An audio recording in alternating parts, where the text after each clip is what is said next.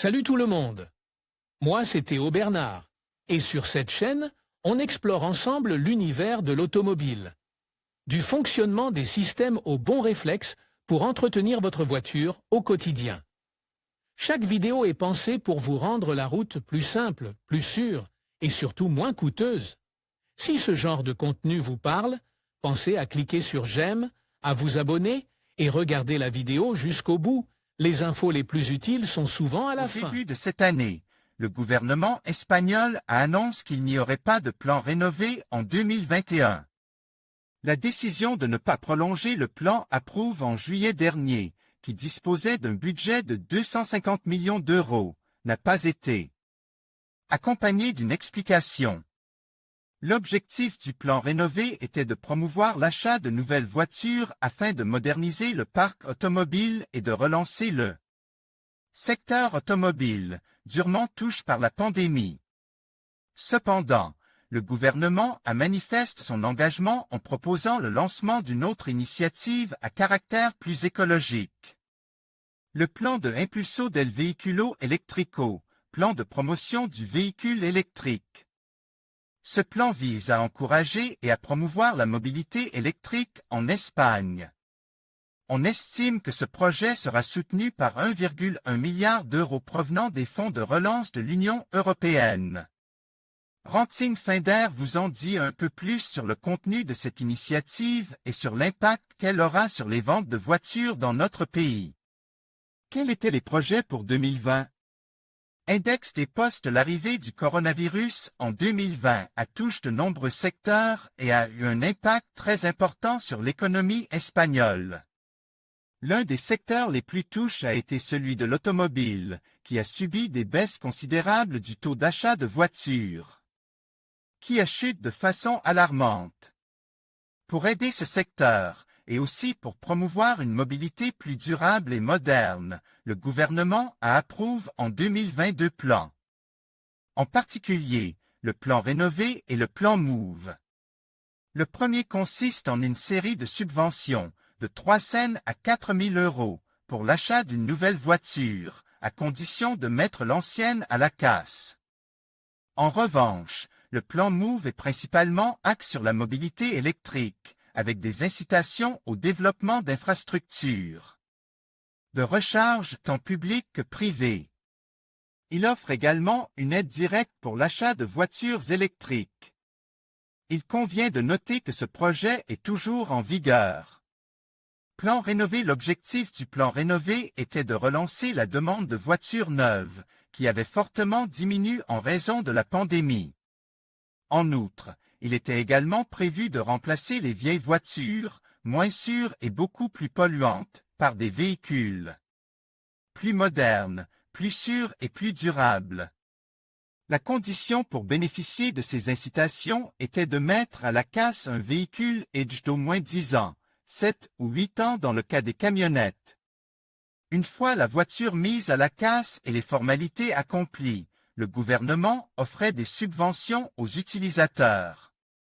Par exemple, les voitures à combustion de catégorie C mises à la casse recevaient entre 400 et 800 euros, tandis que les véhicules plus durables, labellisés CO, pouvaient recevoir entre 600 et 1000 euros.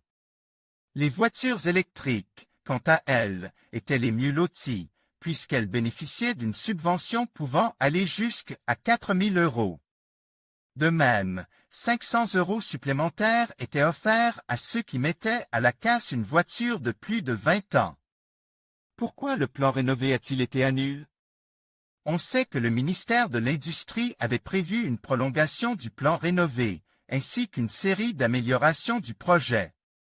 Cependant, il a finalement été décidé de ne pas prolonger le plan, car on a pu constater que son bilan n'était pas très fructueux, en raison de la complexité de ces procédures. En effet, les chiffres montrent que seuls 16% du budget total, soit 250 millions, avaient été mobilisés en décembre. En conséquence, les demandes de subventions ont été clôturées le 31 décembre.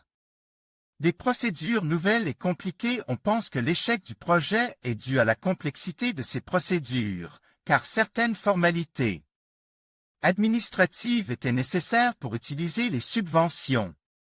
Par exemple, il était nécessaire d'avoir une photocopie du certificat de contrôle technique de la voiture, une photocopie du certificat d'immatriculation du véhicule, une photocopie du certificat d'immatriculation du véhicule et le paiement de la taxe sur les véhicules, entre autres exigences.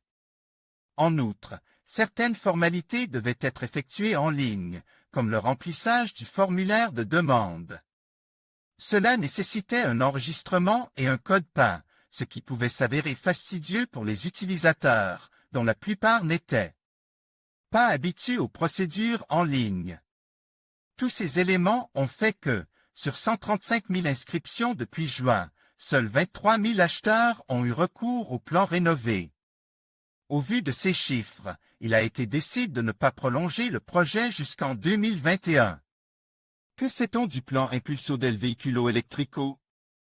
Malgré l'échec du plan rénové, le gouvernement espagnol n'a pas renoncé à une mobilité plus durable. C'est pourquoi il structure le plan de promotion du véhicule électrique, qui vise à encourager le développement d'infrastructures de recharge publiques et privées, et à promouvoir l'innovation dans tout ce qui a trait aux véhicules électriques. Pour mener à bien ce plan, 1,1 milliard d'euros ont été prélevés sur l'Union européenne. À noter que Sarah Ajzan, secrétaire d'État à l'énergie, a déjà ouvert la période de consultation lors d'un webinaire. L'objectif de ces consultations est de connaître l'intérêt du marché pour les voitures électriques et de présenter des projets.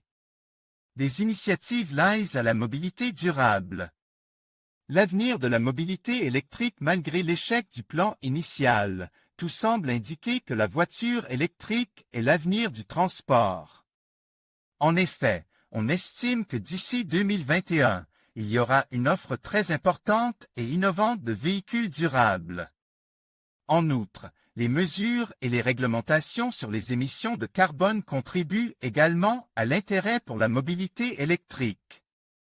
Le gouvernement espagnol continuera sans aucun doute à encourager les initiatives et les projets qui favorisent le transport durable. Si vous envisagez d'acheter ou de changer de voiture, mais que vous n'avez pas pu bénéficier des aides du plan rénové, ne vous inquiétez pas. Rappelez-vous que le leasing automobile pour les particuliers est une alternative très économique, rentable et accessible à l'achat d'une nouvelle voiture. De plus, il s'agit d'un processus simple qui vous libère de la paperasserie et des procédures et vous fait gagner beaucoup de temps. Dans les démarches telles que l'entretien, les visites au garage, l'assurance et la maintenance. Chez Renting Finder, vous trouverez une grande variété de véhicules électriques, prêts à être livrés. Les meilleures offres des sociétés de location. Obtenez une nouvelle voiture pour la première fois avec notre service de location. En conclusion, alors que nous disons adieu au plan rénové, nous accueillons avec enthousiasme le plan de promotion du véhicule électrique.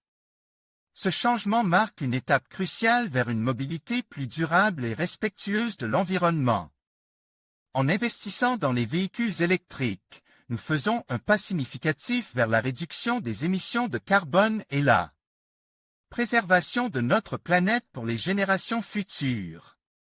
Restez informe et engage dans cette transition essentielle pour un avenir plus vert. Merci de nous avoir suivis.